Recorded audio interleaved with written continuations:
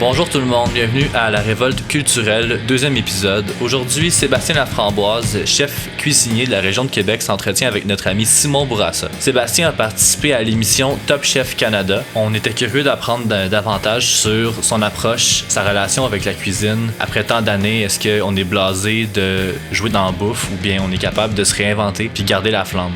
Aussi, qu'est-ce qui différencie un chef, un restaurant d'un autre? Est-ce que c'est 100% dans la bouffe ou il y a tout le côté expérientiel autour de ça qui, malgré le COVID, on doit continuer d'avoir le souci de bien faire? Pour goûter, découvrir les créations de Sébastien, eh bien ça se passe au Bonne Entente à Québec. Sur ce, bonne écoute.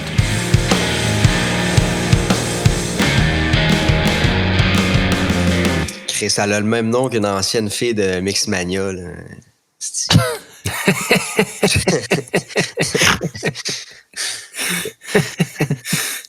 Partez avec cette information-là, puis faites-en ce que vous voulez. Alright. Seb, on en a pour une petite heure avec toi. Puis après ça, on checkera comment on vient récupérer le micro. Là. Mais merci à ta blonde d'avoir voulu accepter de nous recevoir au restaurant hier pour prendre le micro. Je trouvais ça bien bonasse. Ah, j'étais à l'autre bout. J'étais au lac Beauport. J'ai aidé un de mes amis à déménager. Puis finalement, on est revenu à 11h15. Fait que ça vous aurait pas trop accommodé vous autres non plus. Puis j'ai encore les mains bien pleines de peinture. Bon, OK, c'était pas qu'un déménagement. Là. C'était genre... il y avait des œuvres d'art. Là. Ben, il aménageait dans sa maison. Puis là, okay. Les idées de grandeur font en sorte qu'on a commencé à toute peinture à la maison. Bon, excellent. Cool. Merci, Seb, d'avoir accepté. Je vais t'appeler Sébastien. Hein, c'est pour les fins de l'émission. Là, ça va être plus formel. On était bien excités de te parler. Peut-être juste me replacer où t'es rendu. T'es-tu encore au Bonne Entente?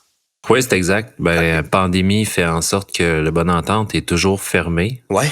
À ce jour, on espère une réouverture prochaine, possiblement peut-être à l'automne ou un peu avant. J'espère bien. Mais oui, je suis chef exécutif de l'hôtel de Bonne Entente, puis par intérim, donc on a la concession du club de golf La Tempête, fait que je suis le chef du club de golf La Tempête pour cet été également. OK. Puis comment ça se passe à La Tempête? C'est le resto du clubhouse ou c'est un resto réservé aux membres où tout le monde peut y aller? Ou? C'est un restaurant qui est ouvert au public. Okay. C'est dans le clubhouse. Il y a une magnifique terrasse qui s'est faite construire l'année dernière, qu'on a inaugurée l'année dernière. Donc, une terrasse d'environ 80 places quand il n'y a pas de pandémie, puis tout le monde peut manger un peu plus collé. Sinon, on a 55 places cette année, puis on fonctionne avec une nouvelle formule qui est une formule de grillade qui change avec un menu à l'ardoise. Okay. C'est réservation seulement. Donc, c'est ouvert au public, tout le monde peut venir manger, mais c'est juste faut réserver. OK, je savais pas si c'était intéressant. C'est un super spot en plus, là, Golf La Tempête. Puis en plus, avec l'offre gastronomique, c'est cool. Le menu, ça ressemble à quoi? Qu'est-ce que tu as configuré pour cette clientèle-là?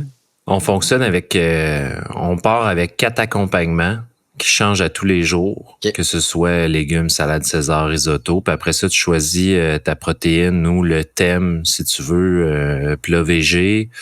Tout est vraiment... On met l'emphase sur les grillades. Fait que on peut y aller avec soit des tomahawks à partager pour 2 personnes qui sont énormes, des queues de homard, des crevettes géantes, saumon grillé, on fait du filetin en papillote, on fait toutes sortes de choses. Là, on laisse aller notre créativité à travers ça, puis en même temps, tout est fait sur le barbecue, puis on cuisine à l'extérieur pour le service devant les clients quand la température le permet, évidemment. Okay.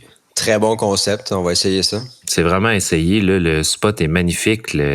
Si vous êtes déjà venu au club de golf, la terrasse donne directement sur le 18e trou, fait que la vue est à couper le souffle, là. Ouais, je l'ai déjà joué, La Tempête, au début, là, quand ça a commencé. Mon vieux kit de golf s'en souvient, moi aussi. Non, c'est un gros 18 de calibre international. On va entrer dans le vif du sujet, Sébastien, si tu veux bien. On se demandait, y a-t-il une différence, puis s'il y en a une ou plusieurs, quelle est-elle, entre cuisiner puis se faire à manger? Oui, il y en a une. Tu peux te faire à manger puis te faire un grilled cheese, puis tu peux cuisiner un grilled cheese. Mm-hmm. Mais tu sais, tout ça est au sens large, puis ça porte à interprétation, là. Chacun a sa façon de cuisiner ou de se faire à manger, justement, là, pour certaines personnes, dont mon frère qui commence plus à cuisiner. Avant, si on recule juste de 2-3 ans, pour lui, se faire à manger, c'était prendre le téléphone et appeler Domino's. Ouais. Cuisiner pratiquement jamais. Fait que je pense qu'il y a une différence, mais de plus en plus, là, dans les dernières années, il y a de plus en plus de monde qui cuisine, qui prennent le temps justement pour se faire plaisir. Puis là, avec la pandémie qui a frappé, je pense que ça a ramené tout le monde sur le plancher des vaches, comme on dit, là. Tout le monde a eu besoin de se faire à manger un peu parce qu'à un moment donné, c'est bien beau Uber Eats puis McDo, mais il fallait manger, fallait prendre soin de nous aussi, puis ça part par l'alimentation. Ouais, beaucoup par ce qu'on ingère, ça fait une différence. Tu parlais de ton frère qui cuisinait pas il y a pas si longtemps que ça. La tendance est au resto puis à aller découvrir des nouvelles choses puis manger dans des endroits en vue, mais il y a aussi toute une tendance qui est de se faire de la bouffe chez soi, le plaisir d'aller ramasser ses ingrédients soi-même, dans des épiceries spécialisées, ces trucs-là. On s'improvise tous un peu chef, mais pour ma part, puis je pense à ma blonde qui cuisine solide, là, qui aimerait prendre, mettons, une formation. Qu'est-ce que tu conseillerais à quelqu'un qui veut juste s'améliorer? Y a-t-il un cours de base? Là, tu t'enlignes-tu, mettons, c'est la cuisine italienne, puis à partir de ce moment-là, tu auras eu ton cours de cuisine italienne, tu vas être pas mal capable de faire assez d'affaires pour approfondir la chose de cuisiner, ou c'est-tu mieux de prendre un cours de pâtisserie ou un cours de conservation des aliments, hein, je sais pas. Il y a toutes sortes de cours puis de formations complémentaires qui se donnent. À Québec, il y a l'École hôtelière de la capitale qui donne des cours, par exemple. Ils donnent des formations d'1 jour, là. Fait que où c'est 3 jours. Souvent, c'est pour les professionnels qui veulent se perfectionner, mais je pense que c'est ouvert au public aussi. Sinon, il y a des écoles comme la Guilde culinaire, Atelier Saveur qui donnent des ateliers culinaires. Moi, ce que je conseille aux gens, c'est s'ils s'intéressent à quelque chose en particulier, achetez-vous un livre de recettes. Là, il y a pas de secret. Moi, c'est beaucoup comme ça que j'ai appris à travers ma formation. C'est sûr qu'il y a des techniques de base qu'on peut suivre, notamment sur Internet avec YouTube, ou il y a un site qui s'appelle Masterclass. Là. Je trouve que c'est vraiment populaire. Ça, c'est très populaire. Là. Il y a des grands chefs là, comme Thomas Keller, Gordon Ramsay, qui donnent des formations comme ça, qui peuvent vous apprendre comment tenir un couteau, comment couper comme un chef, comment être efficace dans une cuisine. Gordon Ramsay avait un atelier sur comment gérer son propre frigo, comme si c'était un frigo de restaurant, mais tu sais, à la maison. Fait que c'est des petits cours comme ça qu'on peut se prendre, mais juste de s'intéresser à la nourriture, s'intéresser aux aliments, d'où ils viennent. Tu parlais d'aller chercher tes ingrédients dans une épicerie spécialisée. Tu sais, juste aller au marché, ne serait-ce que d'y aller une fois dans l'année, juste pour voir, OK, là, on est au mois d'août, qu'est-ce qu'il y a qui est en saison? Parler, s'intéresser au monde, s'intéresser aux agriculteurs qui sont là puis qui vont se faire un plaisir. Tu sais, eux, c'est leur passion aussi. Là, ils font ça par passion. Fait que je pense que c'est ça qui connecte le monde. Mais pour s'intéresser, moi, j'ai des centaines de livres de recettes. Là. Ça devient un peu problématique au niveau de la bibliothèque. Là. J'en ai étalé partout dans la maison, mais il y a plein de livres, tu sais, sur toutes sortes de cultures. Tu sais, j'ai appris la cuisine un peu du nord de l'Afrique avec les livres de Yotam Ottolenghi. OK, puis c'est de la cuisine maghrébine, ou? De toutes les sortes, il mélange toutes les cultures. Lui, il a un restaurant à Londres, puis il fait beaucoup de Tunisiens à travers tout ça. Puis, tu sais, le mélange d'ingrédients. c'est souvent ça, tu sais, de la pomme grenade avec de la crème fraîche puis de l'aubergine.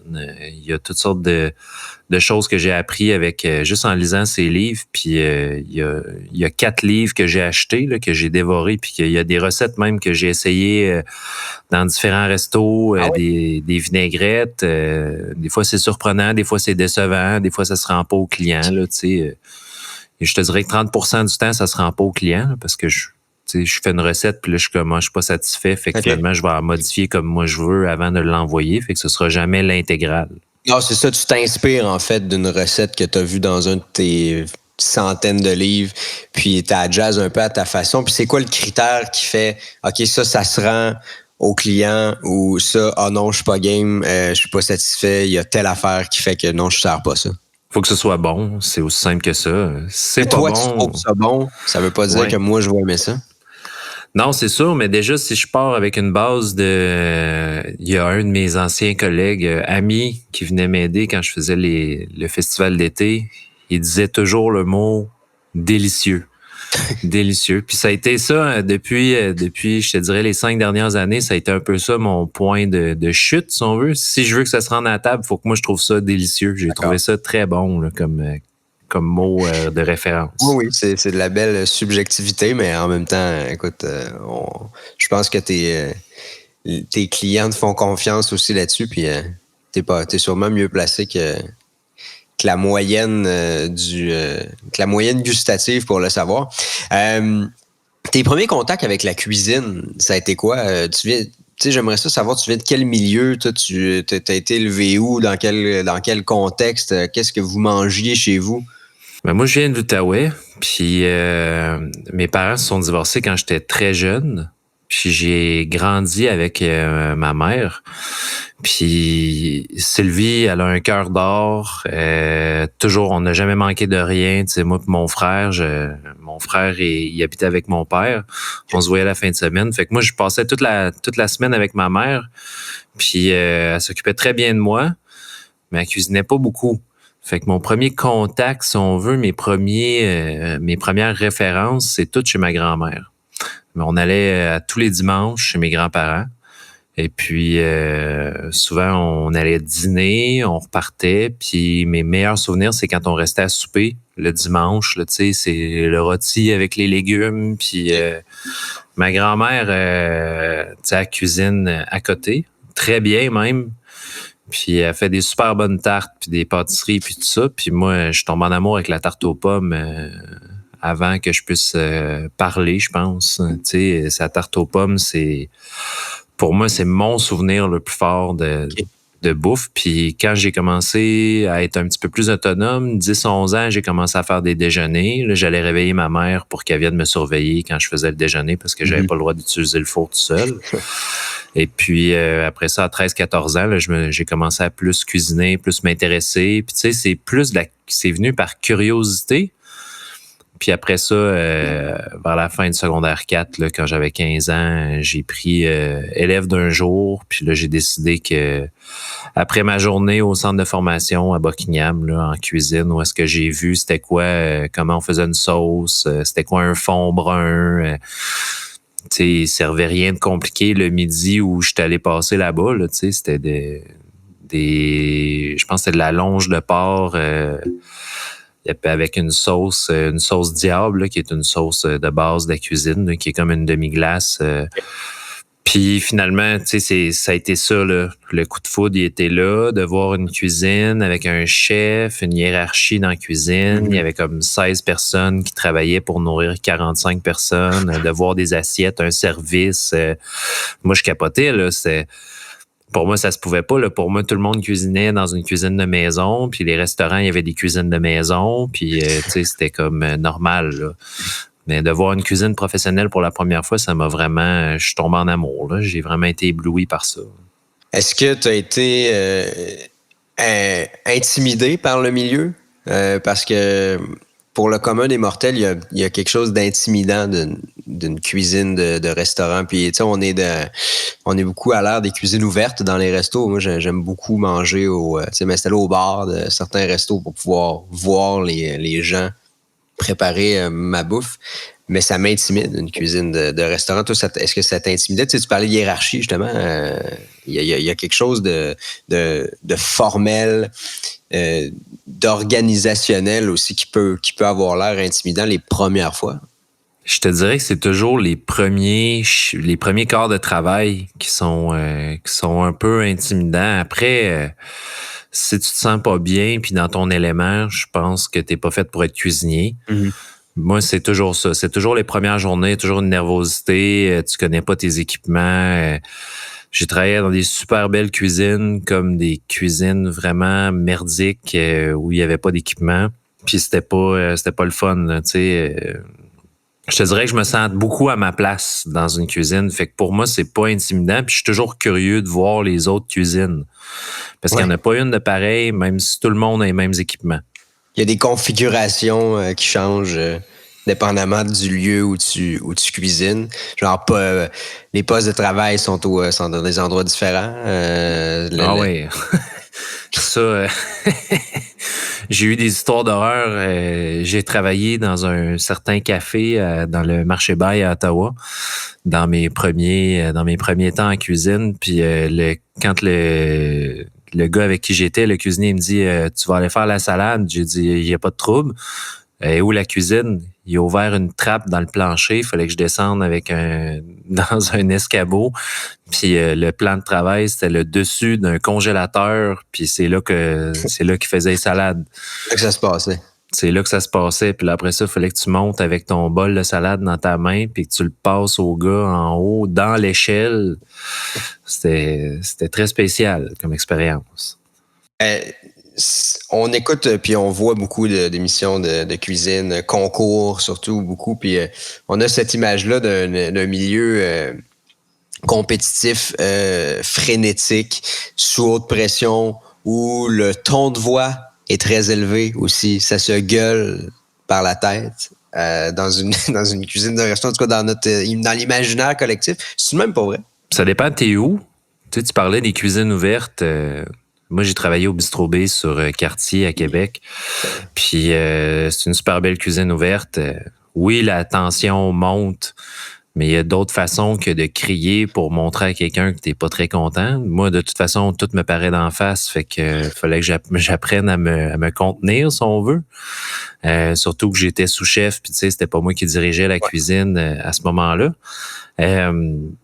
Mais oui, là, tu sais, dans des cuisines fermées, je pense que plus tu montes en notoriété, plus tu montes en standard, en qualité des ingrédients aussi, hein, parce que la marge de profit est extrêmement mince. Puis si tu as le commis de cuisine qui est en train de scraper des langoustines que tu as payé 12 piastres chaque, puis que tu vends ton assiette 60 piastres, c'est sûr que tu sais, lancer des 60 piastres aux poubelles, c'est vraiment pas le fun.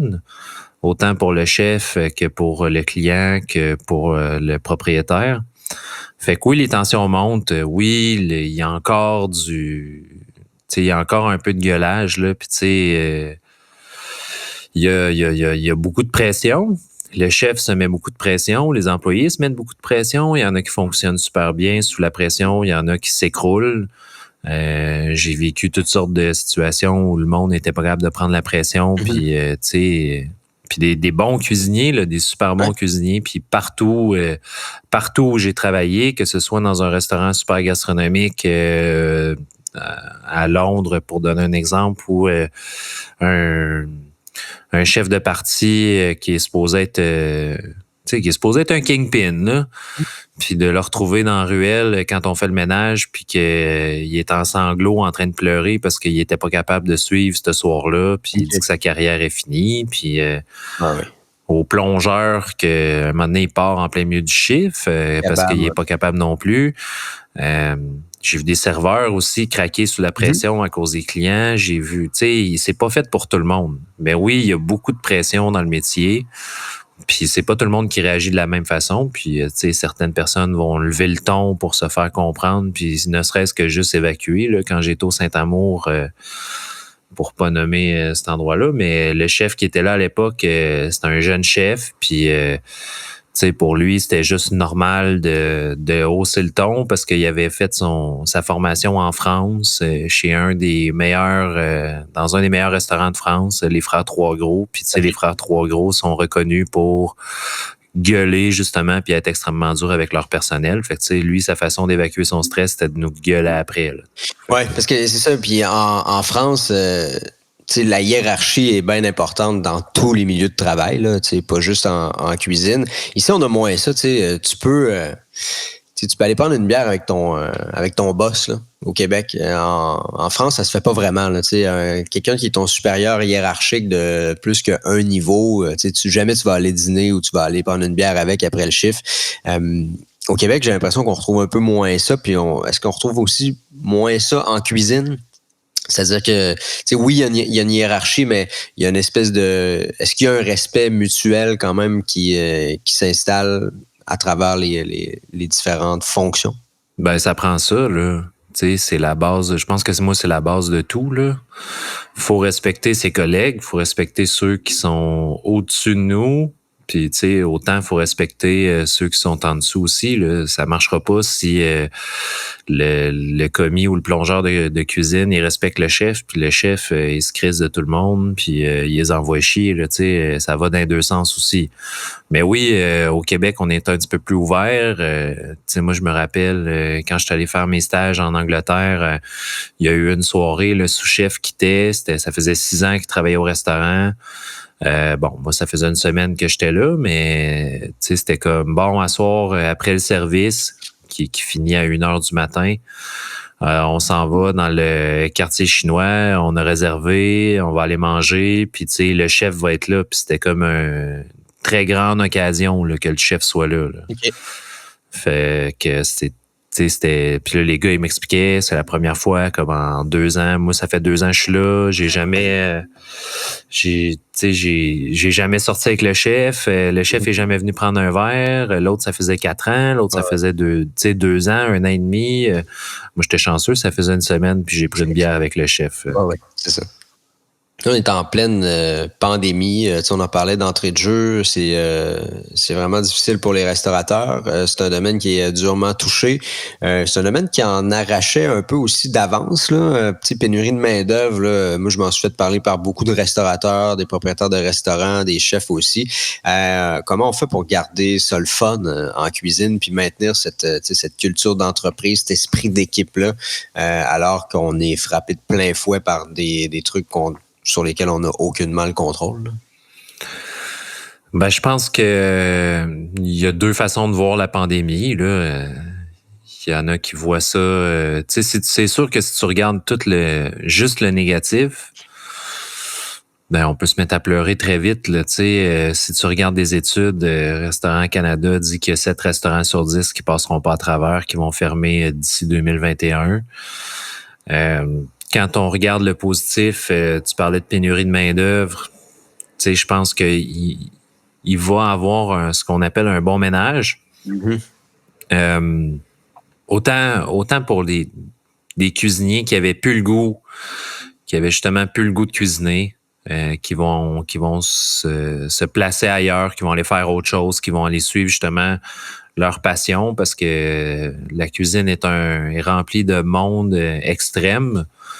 Tu sais, faut être à fond, là. Faut être passionné, puis tu sais, faut être quasiment envoûté par la cuisine pour faire ça à temps plein. Fait que je pense qu'il va y avoir un bon ménage au niveau du personnel. Puis bon, malheureusement, oui, il y a des restaurants qui vont fermer. Comment est-ce qu'on fait pour garder notre staff en esprit d'équipe? Ben, c'est de prendre des nouvelles. Mm-hmm. C'est de leur parler. Tu sais, moi, je suis pas mieux qu'un autre. À date, j'ai perdu 5 cuisiniers. Soit ils se sont placés ailleurs parce que là, tu sais, l'hôtel est fermé, fait que c'est dur de faire travailler quelqu'un quand ta business est complètement fermée.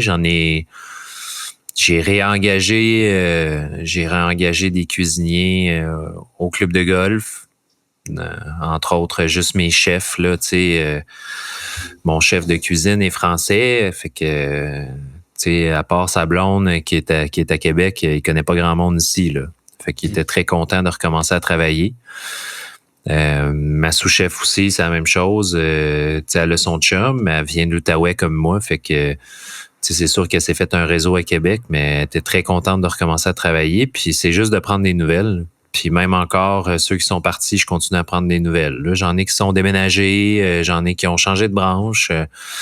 Et puis, c'est ça, c'est de prendre des nouvelles. Il n'y a pas d'autre façon de garder l'esprit d'équipe que ça. Puis quand ça va réouvrir, je pense qu'on va tous prendre un verre ensemble après le premier chiffre, puis on va se dire, bon, on repart la machine. C'est ça, on repart en même temps que tout le monde. Est-ce qu'il va falloir revoir nos attentes peut-être en tant que client, en tant que consommateur dans les restos?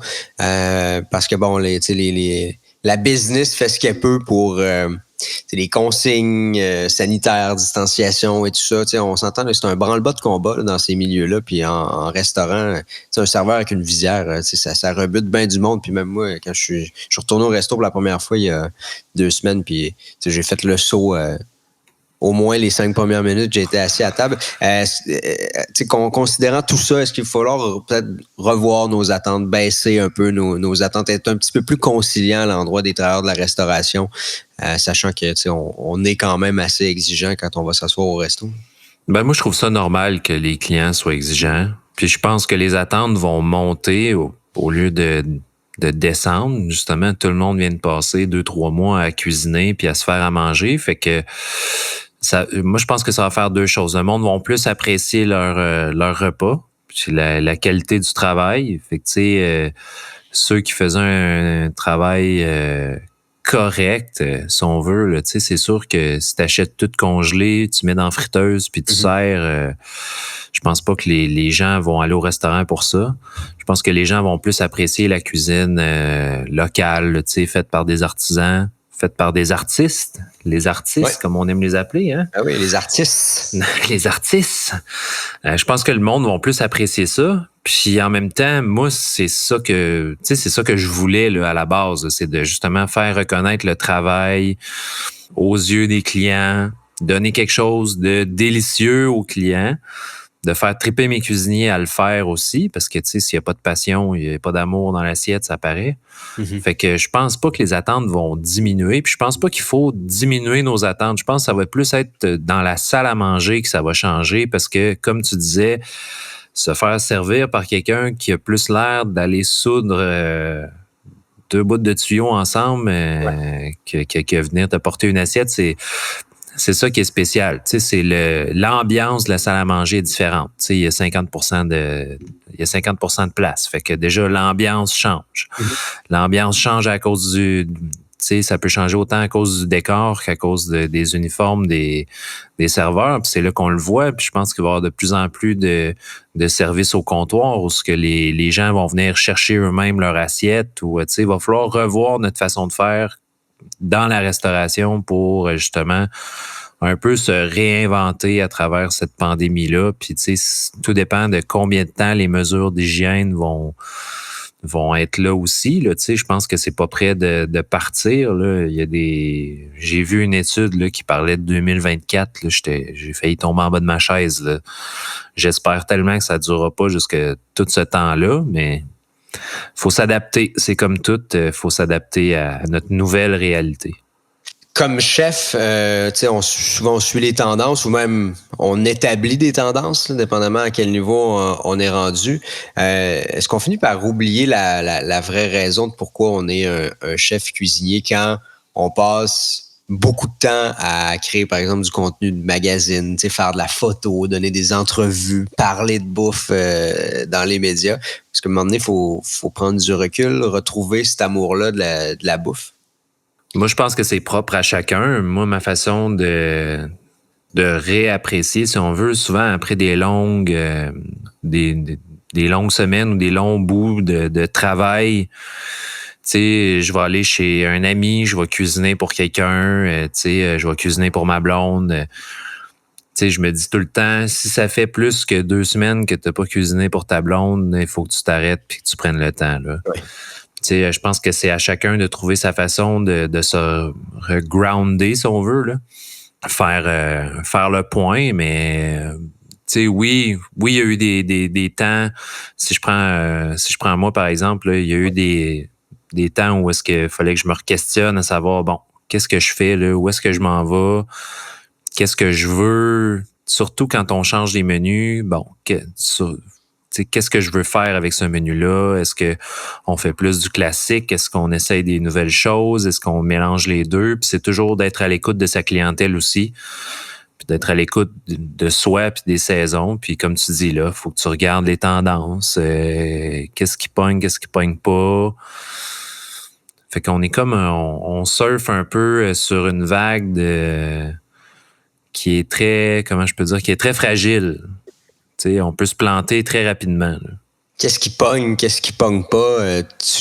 On établit ça comment? Je veux dire, les grandes tendances culinaires sont-elles dictées par un pays, par un chef, qui établit les grandes tendances culinaires du moment? Ouais, c'est tellement une question tough, là. Parce qu'on est comme dans une génération où l'accès à l'information est super facile.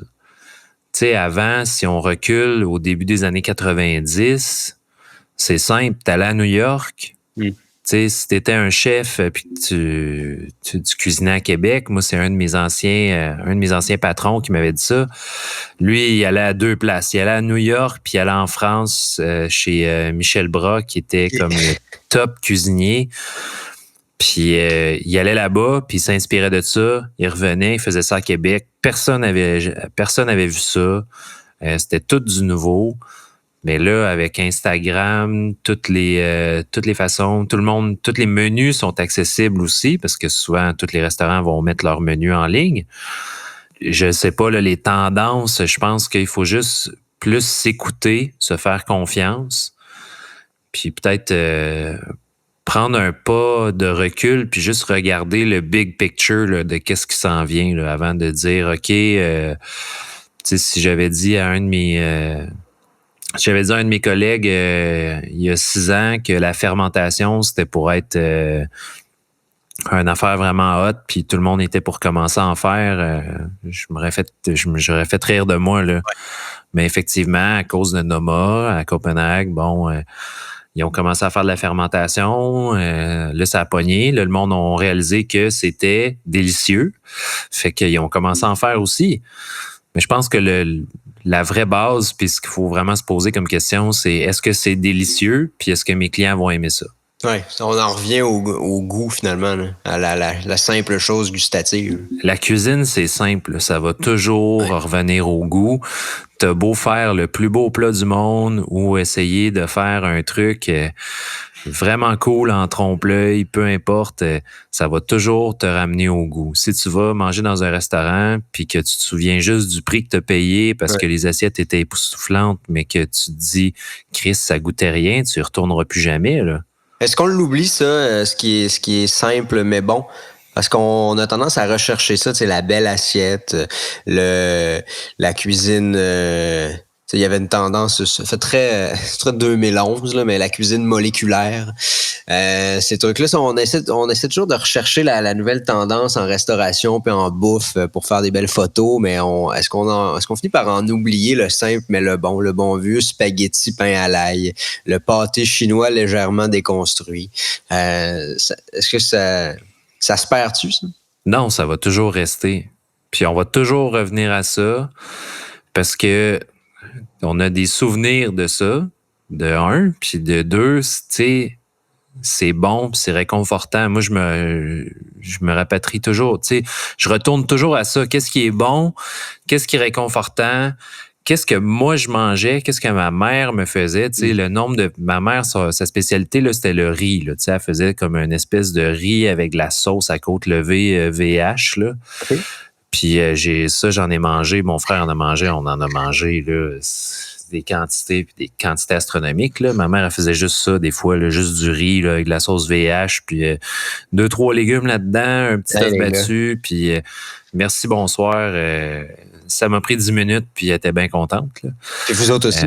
Puis nous autres aussi, là, on était très contents de manger son riz, là, mais le nombre de fois où je l'ai adapté à ma réalité dans un resto en plat midi, bon, c'est pas cher, ça coûte pas cher à produire. Puis en même temps, le client est gagnant, là, un plat midi à 16$, tu manges un bon riz frit au poulet, mais j'ai fait mon bouillon de poulet. J'ai tout effiloché mon poulet, j'ai fait toutes ma découpe de légumes, le riz était cuit à part, je l'assaisonne, je mets du gingembre, de la citronnelle, je mets, je fais un mélange de sauce asiatique pour mettre dedans au lieu de prendre la sauce VH à côte levée. Puis au final, ça m'a pas coûté vraiment plus cher. J'ai travaillé 3 fois plus fort, par exemple. Mais c'est pas grave, parce que moi, je suis chef, fait que le client a pas à payer pour moi. Ça. Fait que, tout le monde est gagnant. Puis c'était quand je le fais, c'est toujours un des plats qui sort le plus parce que déjà, 1, le monde connaît ça, puis 2, ils savent que ça va être délicieux, puis 3, c'est réconfortant. Fait que, c'est toujours les 3 choses que je vais me rabattre pour décider est-ce que je mets ça au menu ou non. Puis c'est ça que le monde recherche aussi, là, on peut faire j'ai fait du steak haché comme format casse-croûte là, il y a 2 semaines à Tempête. Là. Steak haché oignon, là, avec une bonne sauce brune, puis une purée de patates, puis des petits pois, là. Puis ça a pogné au bout. Tout le monde était content parce que tout le monde connaît ça. Puis, c'est pas des choses que tu te fais à la maison, là. Non, parce que tu dis, ben là, franchement, je commencerais pas à me revirer un steak haché dans le poêle comme dans un diner, là. Mais là, tu le manges au restaurant. Les fameux foodies, toutes ces personnes s'improvisent critiques culinaires. Il y en a qui le sont pour vrai, là. Il y en a qui c'est leur travail. Comment on deal avec ça? Est-ce que ça a sa place? Est-ce qu'on préférait qu'il n'existe pas? Comment tu deals avec ça comme chef, là? Parce que tout le monde est un peu rendu un critique culinaire, là. Il suffit d'une photo sur Instagram, d'un commentaire un peu edgy sur le plat que tu viens de manger, tu tags le resto, puis ça peut faire du chemin, là. Ouais, c'est sûr que, les foodies, puis moi, j'ai pas de problème avec les foodies. Les bons vont apprécier ma bouffe. Les mauvais foodies, eux autres... Mais je pense pas qu'il y ait de mauvais foodies. Déjà, ceux qui s'intéressent vraiment à la bouffe, il y en a qui vont s'essayer. Là. Moi, j'ai plus de misère avec les gens qui écrivent, par exemple, ils vont écrire à un restaurant, bonjour, j'ai 3000 abonnés ou j'ai X 1000 abonnés. Ouais. Qu'est-ce que vous pouvez m'offrir? Oh là là. Je t'offre d'appeler, réserver une table, de payer pour ton souper. Oui, puis, voilà. Si t'aimes ça, t'en parleras. Puis si t'aimes pas ça, t'en parleras si tu veux aussi. Là. Mais parle-en pas en mal parce qu'on t'a refusé des gratuités. Là. Moi, c'est plus avec ce phénomène-là que j'ai de la misère. Là. Que les gens critiquent, je pense que c'est dans notre nature. On l'a toujours fait, on va toujours le faire aussi. Tu sais, la première question que tu poses souvent quand quelqu'un dit « Hey, j'ai essayé un nouveau resto, j'ai essayé telle place », il va dire « Ah ouais, puis comment c'était, tu sais? Comment c'était? Est-ce que c'était bon? Puis le resto est-tu beau?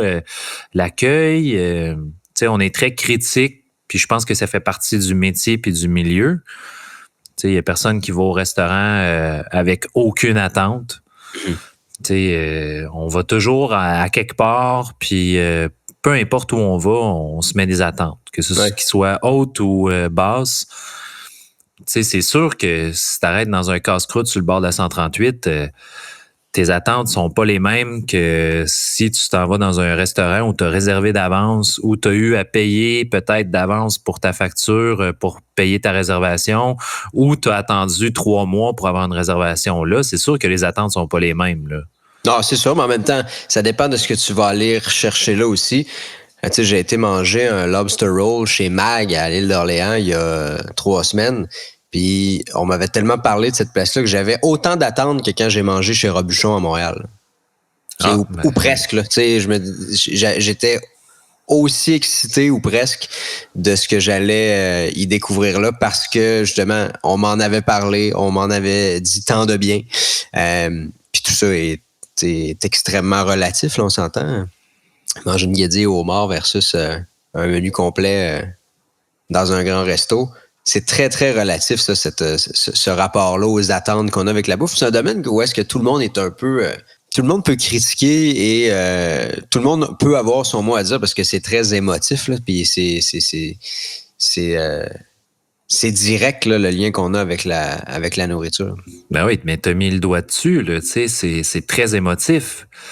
Tout ça est très émotif. Si t'as des attentes, t'es comme fébrile, tu sais, tu veux que ce soit bon. Tu sais, en dedans de nous, je pense pas qu'il y a personne qui va au restaurant qui espère que ce soit pas bon ou qu'il espère que le chef va se planter ou que le service sera pas bon ou que on va, tu sais, que le serveur va échapper son verre de vin dessus, là, tu sais.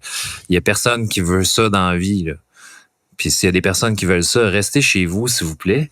Venez pas au restaurant. Mais, tu sais, on se met des attentes, on paye pour un service, on veut que ce soit bon, puis on espère donc bien que ce soit bon pour pouvoir en parler à nos amis, puis, tu sais, en parler au monde. Que, hey, je suis allé manger, tu parlais de la guédille de chez Mag, je suis allé manger une guédille de chez Mag, puis justement, tout le monde qui te dit que c'était excellent était content de te le dire parce que c'est juste assez loin pour dire qu'on fait un petit road trip à l'île d'Orléans. Il y a tout ce qui entoure l'expérience aussi. Là, exactement. Tu sais, je prends souvent cet exemple-là, mais Philippe Lapéry qui parle de vin, tu le vois tout de suite quand tu lui parles que c'est un passionné, puis il explique toujours que quand tu vas chez un vigneron qui t'apporte dans la cave, il y a une expérience, puis tu vas goûter le vin, puis il va toujours être meilleur dans la cave à vin du vigneron que assis dans ta cuisine chez vous, même si c'est avec tes meilleurs amis, puis que tu leur décris ton expérience, le vin va toujours être meilleur dans la cave quand tu dégustes, puis pour l'avoir vécu, c'est vrai. Ouais. C'est donc ben hot, tu sais, c'est l'expérience que tu as eue, puis te sentir juste un petit peu plus VIP que les autres, tu sais. Ouais, c'est ça. Puis, tu sais, c'est ça, Phil. Pour prendre l'exemple de Lapéry, tu sais, le gars va pas te décrire de fond en comble les arômes de petits fruits sur telle note qui se dégage de tel type de cépage de rouge. Il va plutôt te parler de Jacques le vigneron, qui lui a un chien qui s'appelle Marcel. Et quand il est allé visiter le vignoble, ben, le chien Marcel était là, puis il courait à travers les vignes. C'est lui commence par ça, là, quand il te parle d'un vin. Puis on dirait que quand tu t'achètes la bouteille que Lapéry t'a conseillé, ben là, tu repenses à ces affaires-là, puis t'as aussi cette expérience-là que le vin est un peu meilleur quand tu connais l'histoire qu'il y a derrière.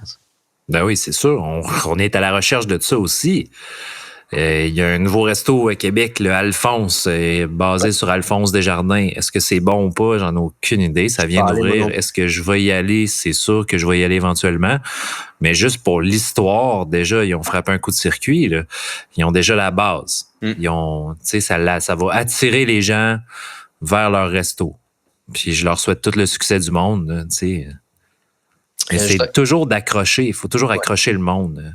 C'est ça. Bon, et puis il y a beaucoup la séduction et le marketing à travers de ça, au-delà de l'assiette. Je veux qu'on parle des chefs un peu, là. Vous, ces personnages un peu grandiloquents et mystérieux, des gars tatoués, toujours sur le gros vin rouge. L'image du chef a changé à travers les années. Tu sais, la génération des grands chefs français bien distingués,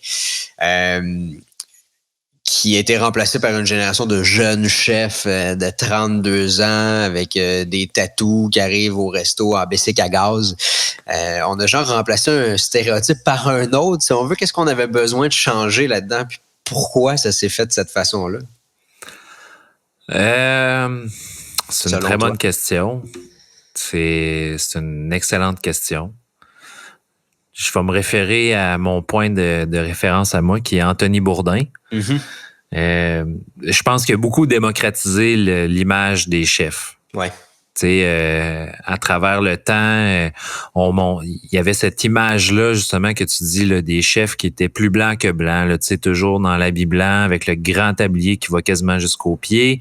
L'image du grand chef français, Paul Bocuse, tu sais, qui se prélasse puis qui va faire le coq dans la salle, comme M. Bocuse aimait dire, pour aller se promener aux tables puis se serrer des mains. Puis, tu sais, des fois, il avait même pas passé la soirée là, mais il passait en fin de soirée pour serrer des mains puis dire bonjour, là.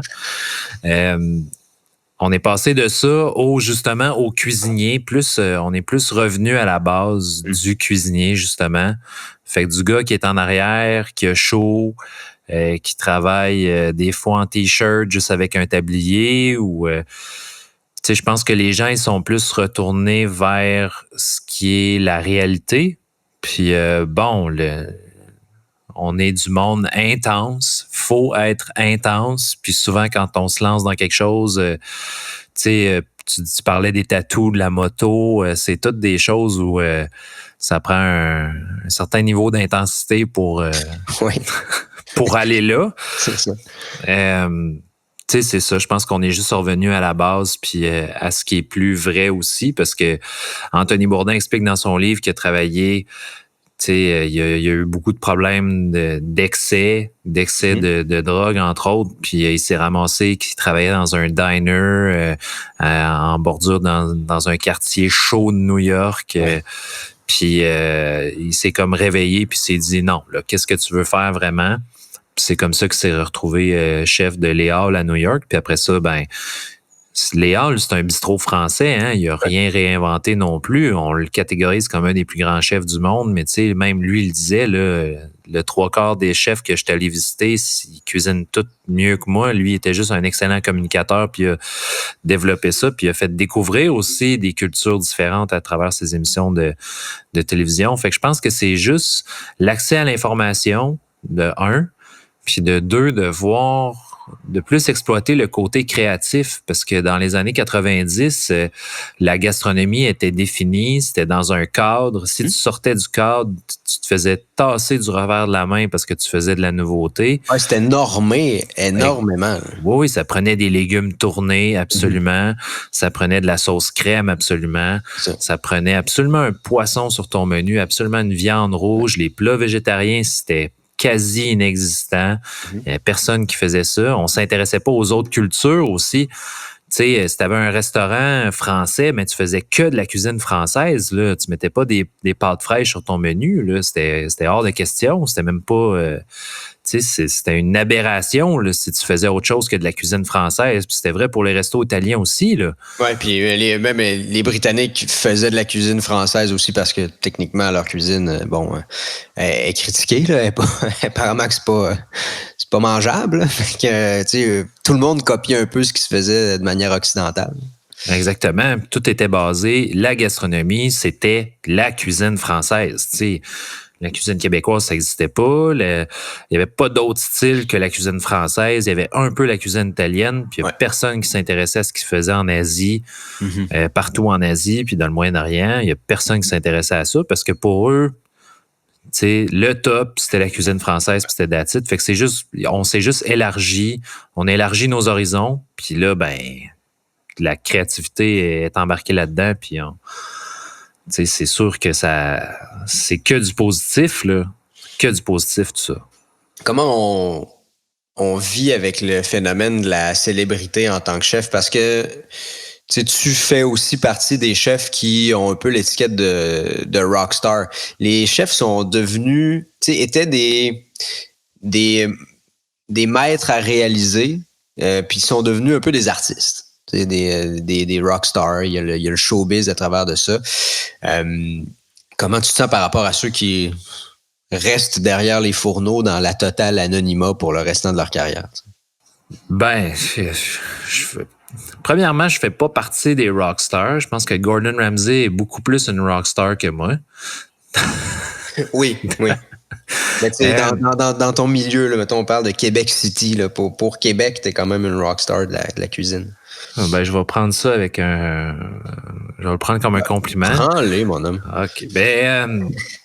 Ceux qui restent en arrière, il y en a qui veulent absolument pas, aucune célébrité, mais je pense que si tu as un restaurant en 2020, faut que tu t'affiches, faut que tu sois à l'avant, faut que tu sois un bon communicateur de un, puis veux pas, ne serait-ce que juste pour aller te chercher des bons cuisiniers puis aller te chercher du staff, ça prend...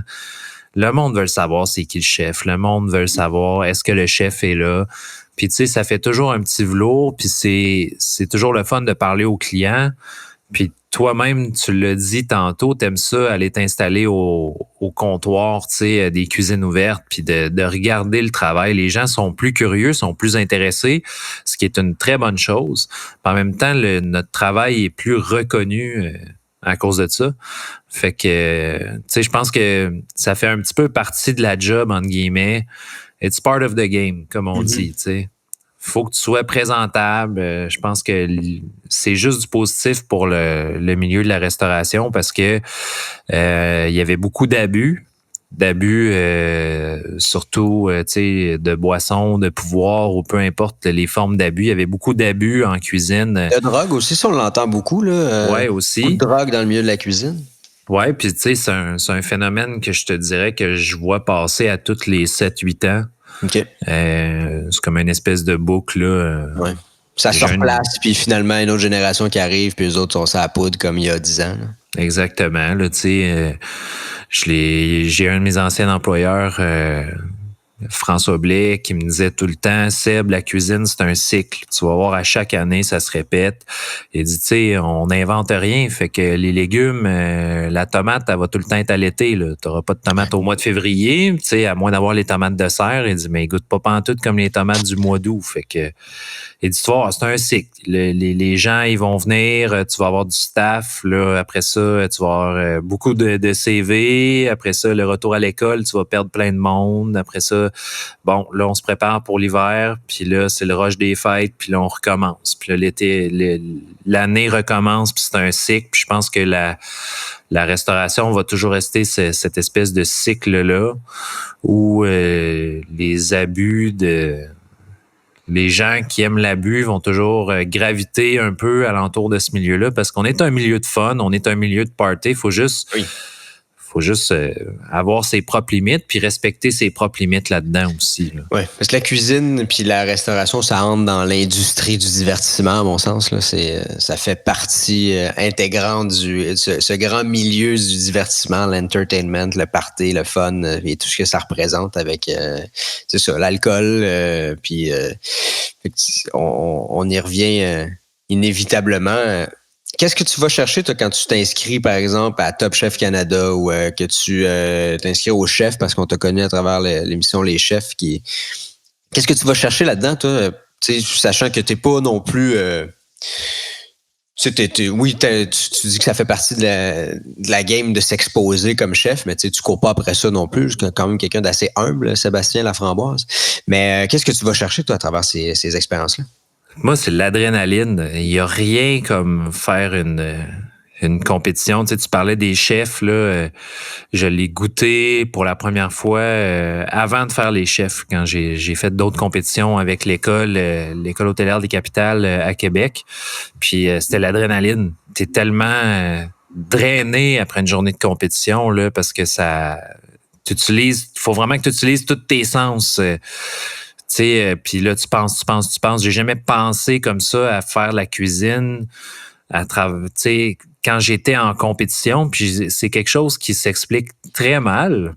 J'ai essayé de l'expliquer. Tu parlais de la 10e saison des chefs. Marie-Lou, c'est ma sous-chef qui est allée en demi-finale. Puis on a la même âge. Ça fait 5-6 ans que Marie-Lou et moi, on travaille ensemble, on and off.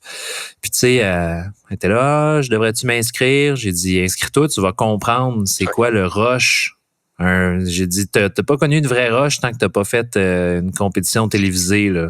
Ouais, mais c'est quoi pourquoi c'est plus rushant? Est-ce que ça reflète vraiment la réalité du milieu ou c'est pire? Puis qu'est-ce qui est pire? Est-ce que c'est parce que t'as les caméras d'en face, parce que t'as un temps aussi qui est plus limité pour réaliser des trucs? Est-ce que c'est parce qu'on te met des défis que normalement t'as pas dans ta cuisine de resto?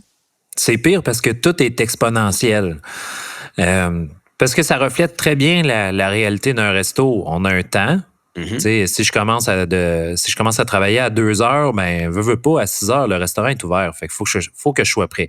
Fait que les temps sont là, mais sont exponentiels dans le sens où on te demande de faire quelque chose que normalement tu prendrais étalé sur 4 heures, mais que ce serait pas ta seule tâche de travail.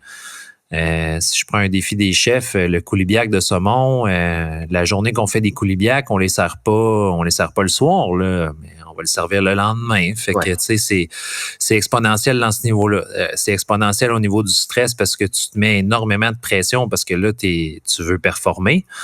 Puis c'est exponentiel au niveau des heures aussi parce que ce qu'on voit, le 43 ou le 44 minutes qu'on voit de TV, souvent, il a été tourné sur 12, 15... 16-17 heures, des fois, là, c'est les attentes. Il y a beaucoup d'attentes quand on fait de la télévision. On va reprendre des shots. La délibération des juges est extrêmement longue aussi. Ils prennent combien de temps, hein, la gang de juges pour délibérer? C'est quoi? Ils doivent prendre 2-3 heures? Oui, des fois, ça peut aller jusqu'à... Nous... quand j'ai fait la saison 3, là, il y a eu un épisode où c'était extrêmement serré, là, puis c'était quand même... Ils veulent bien faire les choses, puis tant qu'ils sont pas 100% d'accord, ils délibèrent. Fait que il y a des délibérations qui peuvent prendre 4 heures des fois, là. Puis sont extrêmement... Tu sais, c'est d'excellents juges, là.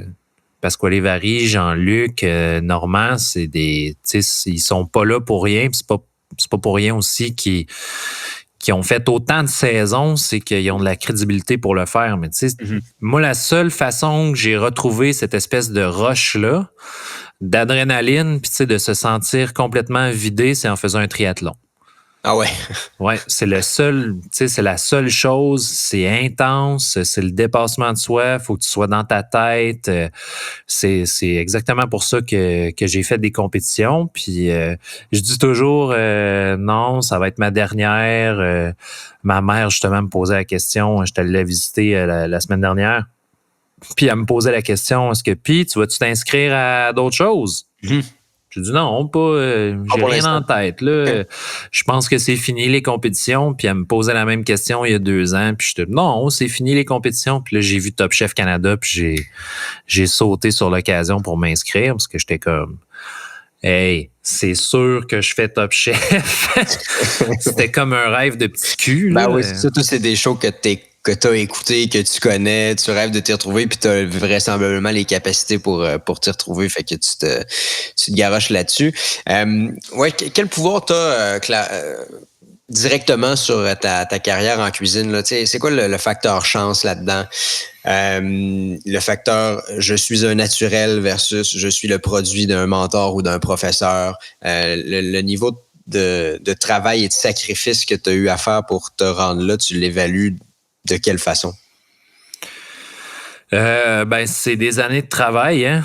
Veux pas, tu parlais d'un niveau de chance. Moi, j'ai eu la chance d'avoir un très bon formateur dans l'Outaouais, Gaétan Tessier, on est encore en contact, qui est comme mon père spirituel de la cuisine, là, si on veut, là. Il aime ça se donner ce titre-là, puis Gaétan est merveilleux pour tous ces anciens étudiants qui voient du potentiel, qui voient qu'ils sont intéressés. Fait que c'est à cause de lui que je suis à Québec. Gaétan était invité par Jean Soulard au Château Frontenac pour venir faire un repas de cuisine moléculaire. Fait que ça, c'était en 2007. Puis il m'a dit, il voyait un peu que je savais pas trop où me placer dans l'Outaouais. Le restaurant où je travaillais, qui était une très bonne table, venait juste de fermer. Je me cherchais pas mal. J'avais 19 ans. Je venais juste d'avoir 19 ans. Puis il me dit, viens donc m'aider. Puis facteur chance fait en sorte que, bon, Gaétan, il est là. Pardon, je parle avec Jean Soulard, j'ai dit que Québec, ça m'intéresse. Est-ce qu'il y a des bons restaurants? Je trouvais ça le fun, je trouvais ça beau. La première fois que tu vois Québec, c'est merveilleux, là. Je suis tombé en amour avec ville en Amérique du Nord, très certainement. Je suis tombé en amour avec la ville. Puis, comme de fait, moi, je pensais, je vais aller travailler pour Jean Soulard au Château Frontenac. Puis, il m'a dit, tu te plairas pas ici, mais je peux faire 2-3 téléphones pour toi. Puis là, j'étais comme, wow, OK. Fait que c'est Jean Soulard qui a appelé le propriétaire du Clocher Penché, qui a parlé de moi. Ça ne l'engageait à rien. Moi non plus, ça m'engageait à rien. Fait que j'étais allé à l'entrevue. 2 semaines plus tard, je déménageais à Québec. Puis, je suis jamais retourné dans l'Outaouais pour le travail. Je suis déménagé à Québec. Puis, depuis 2007 que je suis ici, ça fait 13 ans. Puis, je suis très heureux ici. J'ai vu plein de restos. J'ai eu la chance d'aller à l'école hôtelière de la capitale pour me perfectionner en pâtisserie, ce qui m'a fait faire des compétitions. Fait que tu sais, veux pas, tu fais un peu ta chance à travers ça parce que il y a des cuisiniers pour qui ils veulent juste travailler de 8 à 4 ou ils veulent juste faire leur chiffre du mardi au samedi soir, puis c'est ça leur vie, puis ils sont très bien là-dedans. Moi, j'ai toujours eu le goût de me dépasser. Fait que j'ai trouvé mon compte à Québec, là, puis c'est comme ça que je suis allé en Angleterre aussi. Tu vas pas faire un stage à l'étranger puis débourser de ta propre poche pour une formation si t'es pas passionné de ce que tu fais, là. Non, c'est ça. Puis j'imagine que ça prend une certaine capacité d'adaptation, une volonté du moins de se diversifier, parce que toi, tu as évolué dans toutes sortes de milieux. Tu as parlé du Saint-Amour où tu as travaillé, mais tu as aussi runné la cuisine du district, là, qui est... Oui, exactement. C'est loin d'être le même genre de bouffe, là. Non, il faut être prêt justement à se diversifier. Je pense qu'il n'y a pas de... Tu sais, on dit souvent, il n'y a pas de sous-métier quand on parle des plongeurs ou d'un poste un petit peu moins prestigieux, mais tu sais, il n'y a pas de sous-bouffe non plus. Tu peux avoir du fun à faire de la bouffe, que ce soit de la haute gastronomie ou ne serait-ce que faire le Burger Week puis essayer de créer un burger spécial pour une semaine où tu sais que le monde y vienne pour ça. Je pense que, tu sais, on a intérêt à... Il y a place à la créativité partout, tu sais. C'est ça qui est le fun avec la cuisine, c'est que tu peux prendre, si tu prends les meilleurs ingrédients puis tu décides de faire un plat super gastronomique, ça va faire wow, mais si tu prends le même ingrédient puis tu décides de faire un plat qui va convenir à monsieur, madame, tout le monde, tu changes la présentation un peu puis ça devient un plat gastronomique aussi, mais si tu le sers pas dans le même environnement, si tu le sers pendant qu'il y a un band qui joue des covers de Led Zeppelin, puis si tu le sers dans un restaurant de nappe blanche servi par un serveur avec un nœud papillon, mais tu sais, tu le vis différemment, mais gustativement, tu es au même niveau. Puis c'est ça qui est le fun avec la cuisine, tu sais. Tu as juste à changer l'environnement, puis tout change. Oui. Tu parles d'environnement, il y a une identité visuelle, il y a un univers dans chaque restaurant. Les restaurateurs, les chefs et puis les chefs propriétaires le font pour quelles raisons? C'est pour rendre son milieu de travail agréable? C'est pour plaire à une certaine tendance? C'est-tu pour rendre l'ambiance? Parce que, tu sais, c'est ça. Il y a l'assiette, il y a ce qu'il y a dedans, mais il y a aussi beaucoup le facteur ambiance. Puis on en parle aussi de beaucoup ces temps-ci avec ce qui se passe avec les mesures sanitaires d'un restaurant. C'est quoi la place, en fait, de l'identité visuelle puis de l'ambiance d'un restaurant dans toute l'équation cuisine, gastronomie, restauration? Ben, ça va définir beaucoup de choses, là, tu sais. Tu regardes les grands restaurants de ce monde, si on regarde même pas au Québec, là, tu sais, tu regardes Chef's Table sur Netflix, puis tu vois des chefs, tu vois des ambiances de restaurants, tu vois leur identité à travers ça. Fait que tu sais, tu te définis, veux pas, par ta salle à manger parce que ton client est directement ancré dans ta salle. Il y a des restaurants à Shanghai qui, par exemple, ils ont des tables avec des LED dessus. Ils vont avoir de l'animation sur ta table pendant que tu vas manger. Comme tu peux aller manger chez Patente et Machin, être dans un ancien 3,5 qui ont converti en resto, puis avoir une aussi belle soirée. Ouais.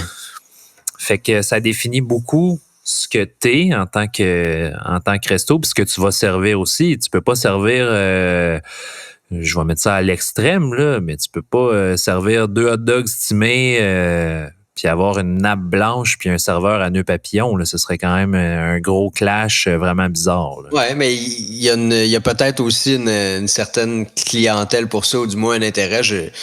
J'ai déjà vu, pas de mes yeux vus, mais à la télé, un PFK au Japon où c'est une ambiance bar-salon avec service aux tables. Mais c'est le menu du KFC. Ah ouais. Ouais. Fait que tout est possible. Tout est possible, en effet, avec ça. J'avais trouvé ça bien drôle et un jour, je vais aller là. J'aime le KFC et j'aime le Japon. Mais bref. Je me demandais, Seb, je veux comme faire un pont à ce qu'on vient de dire pour l'identité visuelle des restaurants, puis la déco et tout. Là. Est-ce que c'est quelque chose qui mettons, je me mets dans la peau d'un chef là, qui rêve un jour d'être chef. Est-ce que c'est quelque chose qu'on rêve aussi, tu sais, de créer une ambiance dans un restaurant, ou des fois, toi, tu t'es dit genre, j'aimerais donc ça que le monde s'attarde juste à l'essentiel, la bouffe, puis tu sais, ça fait chier des fois de devoir comme aller jusque-là, jusqu'à toute la présentation puis l'expérience, ou c'est quelque chose que tu embraces aussi? Non, il faut tu sais, moi, j'adore ça, parce que, tu sais, faut le vivre, puis il faut le comprendre. Ça change absolument tout. Ça change tout, là, de ton expérience. Tu peux pas apprécier... Moi, je pense que tu peux pas apprécier un excellent restaurant si t'arrives pas puis t'as pas un petit coup de « Oh, OK » ou « Ah, wow » ou en voyant le décor ou tu sais, il y a des restos ou même des bars éphémères. Je me souviens d'un trip de boys qu'on s'est fait pour la Saint-Patrick. On est allé à Boston, puis on a tellement cherché. On cherchait un speakeasy, puis finalement, c'est un policier qui nous a aidé à trouver la porte. Puis tu sais, c'était caché en arrière des containers à poubelle. Fallait longer un long corridor, style film d'horreur, avec une lumière scintillante au-dessus de la... T'arrives à une autre porte qui est complètement noire, puis là, il y a juste un code d'écrit sur la porte. Faut que tu cognes 5 fois. Si tu cognes pas 5 fois, ils te répondent pas. Puis là, t'arrives, puis c'était quasiment ludique, là. On était comme dans un salon des années 30, super feutré, avec un puits de lumière qui donne directement dans le milieu du bar. C'était de toute beauté. C'était à couper le souffle. On a passé 4 heures là. On est sorti bien chaud. C'était une des meilleures après-midi de toute ma vie, là. Mais tout ça était à cause de l'ambiance, de tout le détail, l'attention aux détails. Tous les propriétaires pour qui j'ai travaillé m'ont toujours dit, on est dans un monde de détails, Seb. Faut que tu vois les détails, faut savoir apprécier les détails. Puis peut-être que moi, je vais au resto puis je vois des choses que monsieur, madame, tout le monde porte pas nécessairement attention. Juste la couleur des nappes, où est-ce qu'ils ont placé les plantes, la disposition du bar, les interactions avec le personnel de service aussi, qui est vraiment primordial. Mais tout ça est un tout, puis on vend surtout l'ambiance. Tu sais, la bouffe est pas secondaire parce que ça complète l'ambiance. Mais tu peux avoir une excellente ambiance puis manger une bouffe de merde. Ça va rester de la bouffe de merde. Puis tu peux avoir une ambiance de merde puis servir de la bouffe de qualité exceptionnelle. Si t'as pas eu un bon service, puis que t'as pas eu le bon verre de vin, puis que il y a eu des erreurs dans ta commande de nourriture, puis finalement tu décides de manger ce qu'ils t'ont apporté, puis tu trouves ça vraiment malade, tu veux te péter la tête ces murs tellement c'est bon. Mais ce que tu vas te rappeler, c'est qu'il y a eu des erreurs, c'était pas si hot que ça l'accueil, puis tu sais, le serveur était bête comme ses pieds. Ouais, puis la lumière était trop forte, puis la musique était plate, là, tu sais. Exactement, c'est un tout. Là. On cherche aussi beaucoup l'exclusivité, tu sais, tu parlais des speakeasy. On connaît ce phénomène-là aussi au Québec depuis une couple d'années, puis j'ai eu l'occasion d'aller au bar chez Jacques cet hiver, je sais pas si tu connais. Oui, absolument, Vincent qui est un très bon ami. Oui, mais c'est le genre de principe où tu arrives sur le coin de la rue Saint-Joseph, là, tu as l'avant du restaurant, mais tu peux pas rentrer parce que c'est barré, tu vas pas à travers les fenêtres, puis là, il faut que tu ailles en arrière, dans l'autre ruelle, à côté du container, donner 3 coups dans la porte, puis là, ils te répondent, puis exactement comme tu as décrit ton expérience à New York, tu arrives dans la place, puis là, tu es dans un autre univers, puis ils ont, en plus de ça, un excellent menu, entre autres fruits de mer, mais moi, j'aurais mangé un hot dog là, j'aurais été bien content, là. C'est sûr, parce que tu étais ébloui par l'ambiance. Puis tu arrives avec déjà le fait que tu ailles passer par la ruelle d'en arrière. On dirait que ça diminue tes attentes. Puis le wow est encore plus impressionnant. Oui, c'est vraiment fou. Tout est une question de perception là-dedans aussi, beaucoup. Là. Ouais, puis tu sais, juste dire, Seb, tu sais, moi j'ai comme l'impression, je t'écoute parler, j'ai l'impression que la portion savoir faire à manger, tu sais, est importante, mais c'est pas que ça, être chef, c'est comme être multidisciplinaire, avoir, tu sais, multitalent. C'est sûr que tu dois être entouré, toi, pour développer l'expérience du restaurant. Tu sais, je connais pas les postes pour développer ça, mais tu dois avoir des spécialistes en déco puis expérience culinaire qui viennent comme optimiser l'expérience. Mais clairement, toi, tu dois... Tu sais, t'es à la fois... Ce qui m'impressionne, c'est que t'es à la fois comme un designer, un communicateur. Tu sais, tu peux pas que savoir faire à manger. J'ai pas l'impression que ça marcherait pour un chef de se développer une carrière à seulement être capable de faire de la bouffe, tu sais. Non, mais c'est des choses qu'on apprend avec le temps. Puis c'est des choses qu'on apprend aussi, tu sais, en s'intéressant.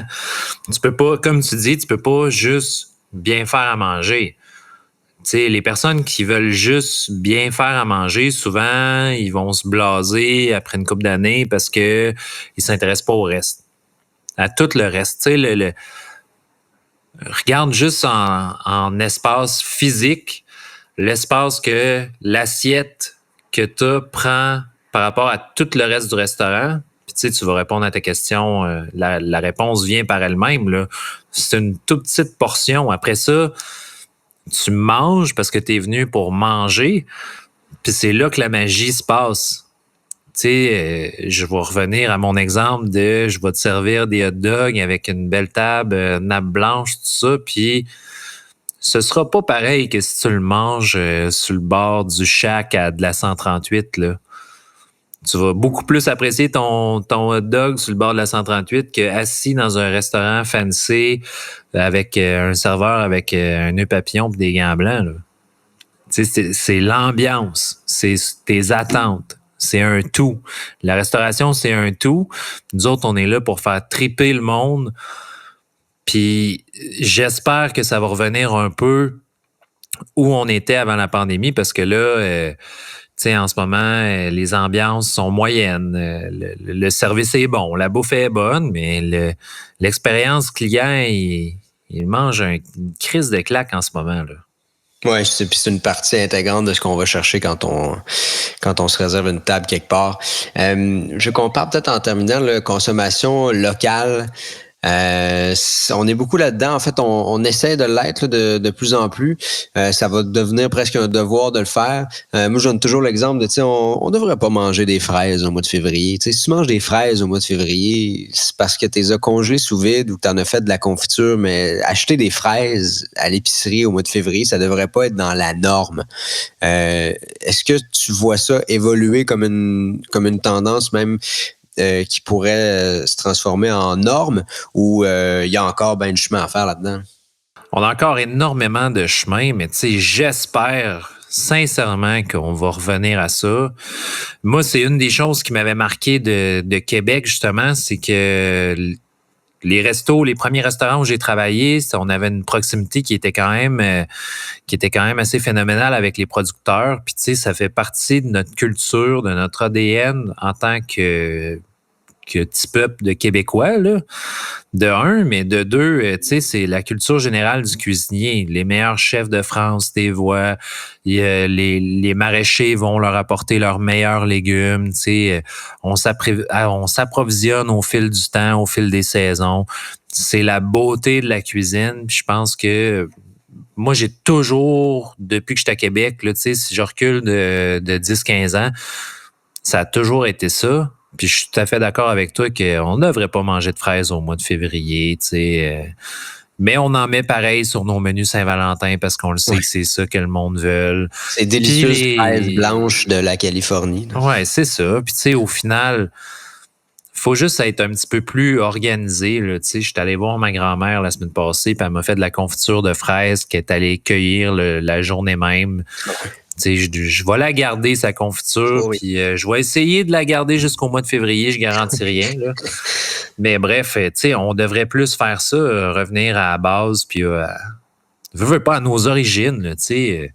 Nos grands-parents, faut pas reculer de si loin que ça, là. Nos grands-parents, ils n'en mangeaient pas de fraises au mois de février, il n'y en avait pas.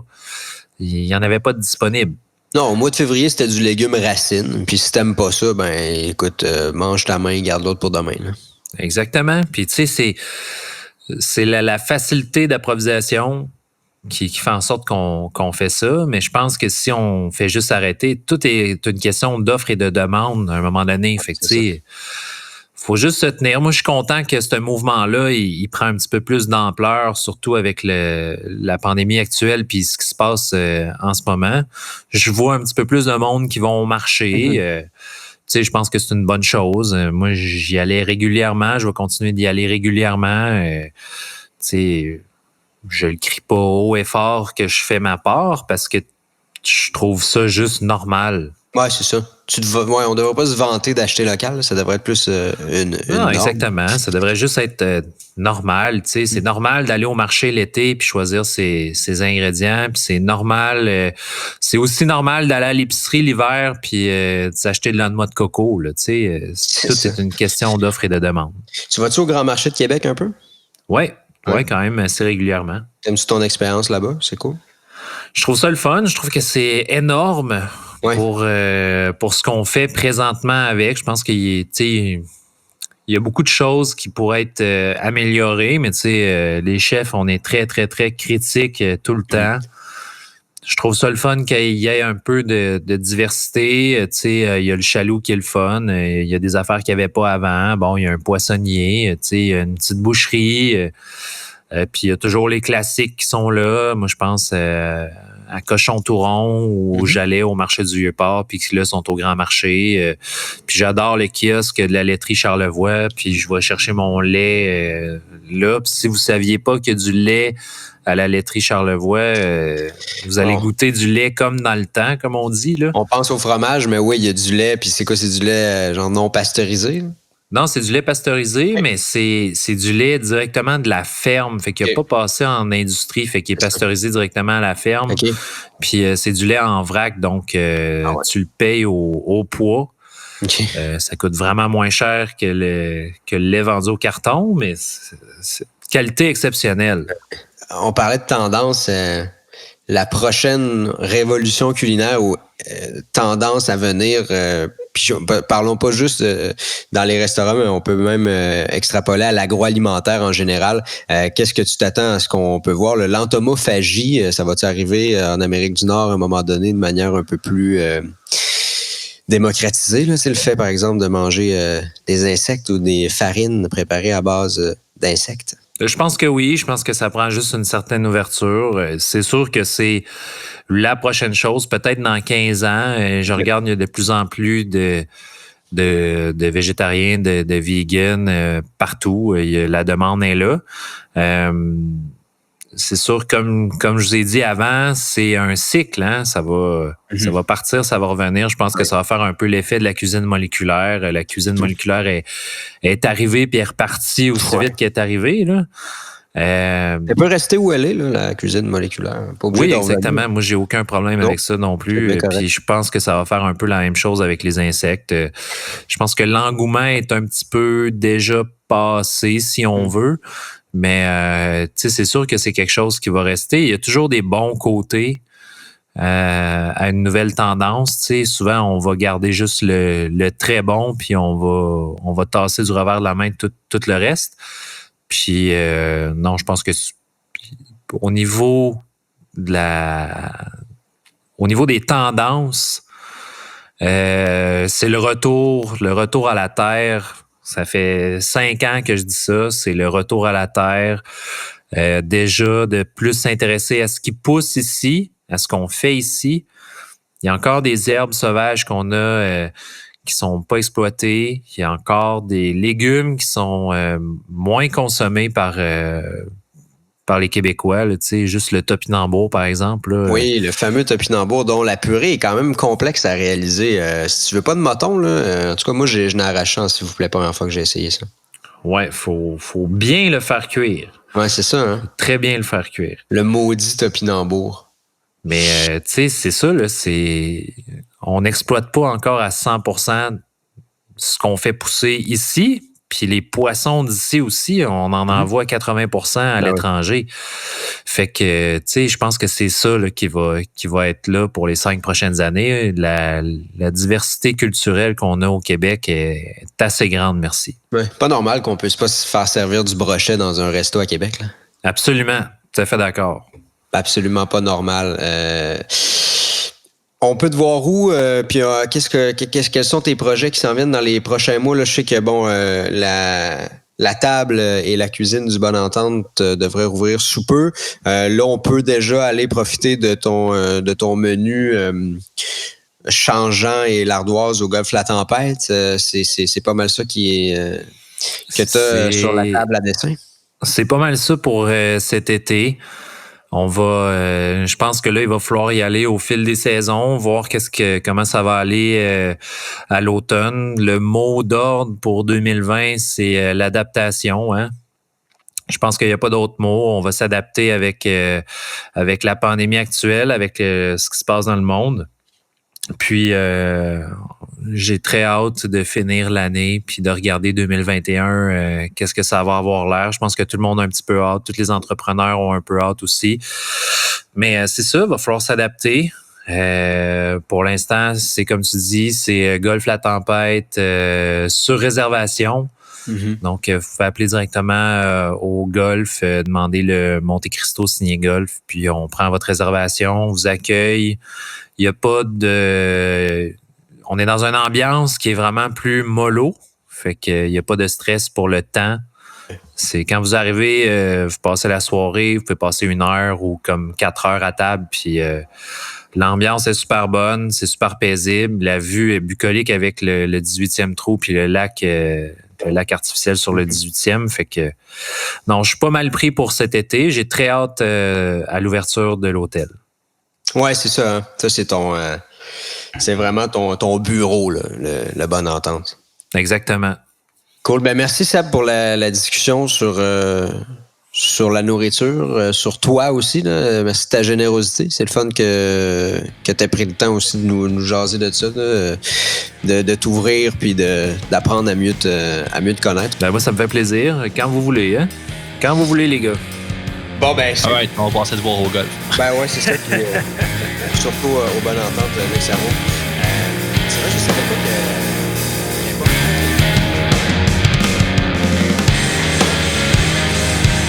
Merci d'avoir été des nôtres. Abonnez-vous à notre compte Instagram larévolte.culturel. Tous les épisodes sont disponibles sur Spotify, Apple Music et YouTube.